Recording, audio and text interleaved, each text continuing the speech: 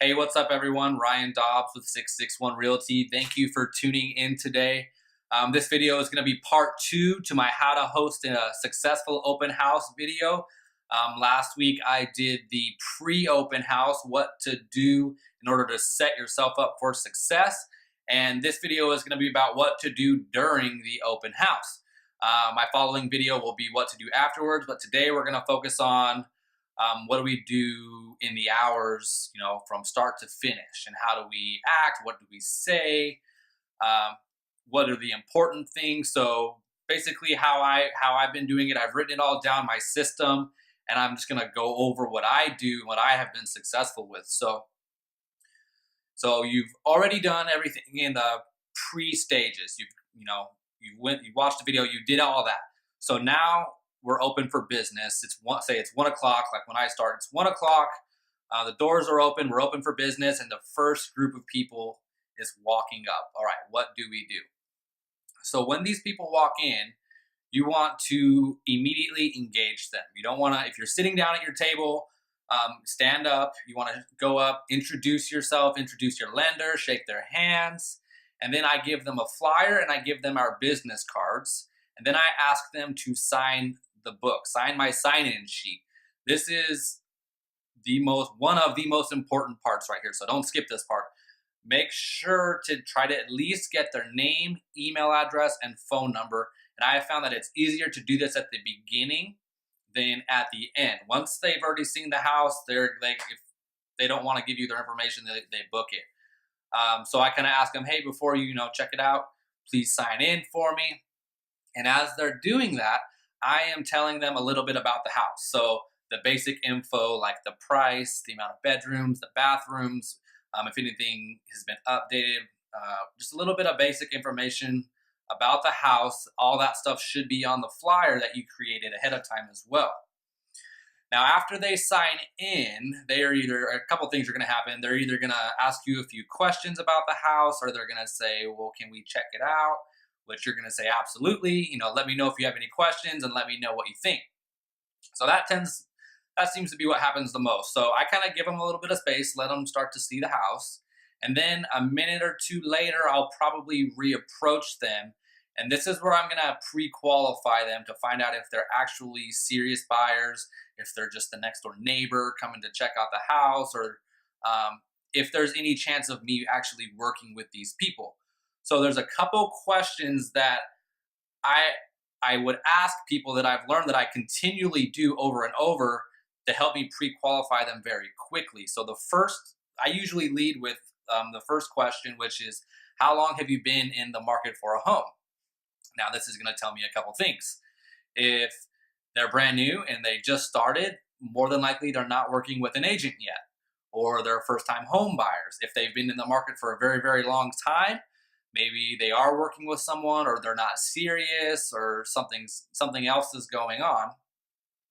And then the next question I'm going to ask is a very important one. This one's going to determine how much effort I really put into these people that are at my open house. It's, are you currently working with an agent who's been helping you or showing you homes? Now, that's a very important question, because if they're already working with somebody, I don't want to waste all of my time and effort going after these people, answering all their questions, when there may be someone else at the open house who isn't working with an agent that I can do business with. I don't personally try to steal other people's clients, so I think it's unethical.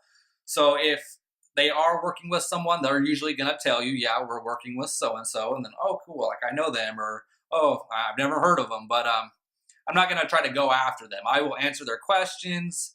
I'll help them out while they're there, but I'm not going to, hammer them to, hey, use me instead. If they aren't working with somebody, though, this is when you kind of go to the next question.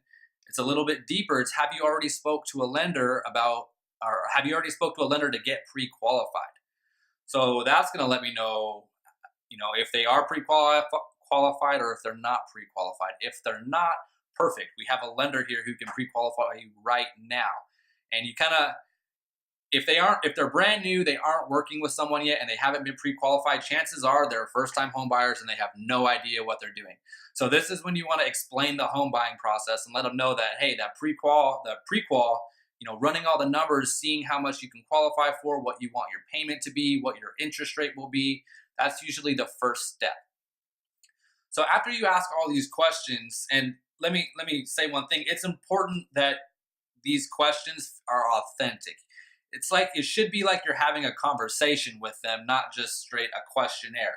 Even though you're going to be having this conversation over and over again all day with the different people who walk through, it needs to feel authentic, and it needs to feel like you're just asking them, to get to know them a little bit better.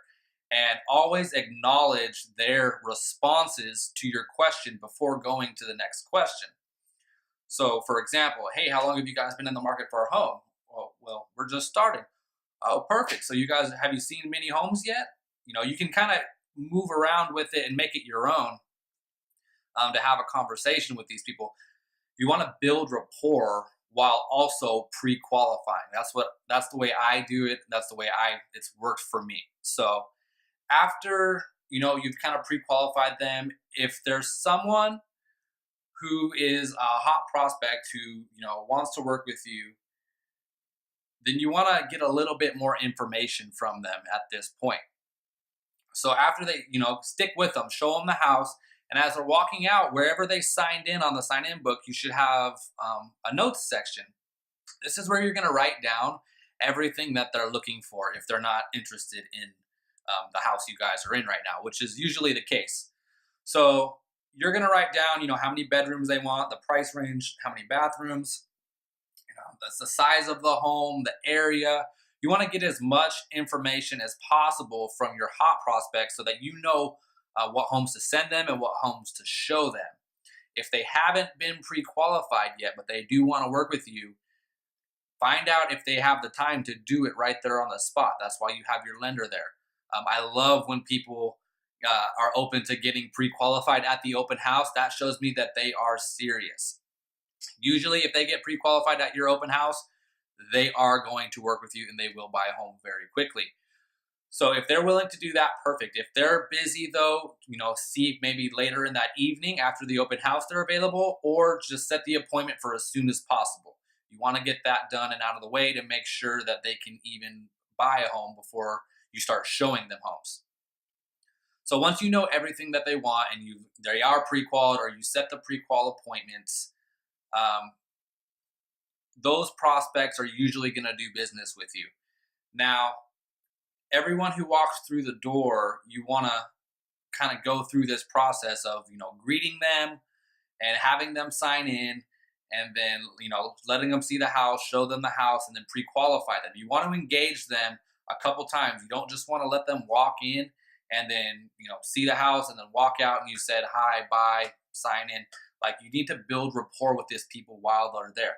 This is your shot to do business with somebody. You're giving your weekend away to sit at this house, and this is your shot. So you want to engage immediately as soon as they walk in, and then throughout the open house, get their information. I can't stress how important it is to get information. If you go the entire open house and have 20 different groups of people come in and you get nobody's info, you're not doing business with any of those people. The chances that they're going to call you the following day are very slim unless they were really, really interested in that house. Usually, though, it doesn't happen. So getting their information is key. Not everyone is going to do it.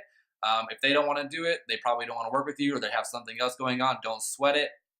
If someone's already working with an agent, don't sweat that either. Hopefully, there will be some people that come through that aren't. And it only takes one client from an open house for it to be super successful. One deal out of 20 people who come through is well worth it in my book. So hopefully, it's a little bit better than that. But hey, sometimes, you're going to swing and you're going to miss. But it's all right. So stay tuned, guys, for the following video, what we're going to do with the information that you got, how to follow up. But I hope this helped you guys out a little bit for what to do during the open house. And if you have any questions, or you guys are doing anything differently, or you find something that works for you, just mention it in the comments. Let me know. I love to see what other people are doing. And other than that, stay tuned. I hope you guys have a great day.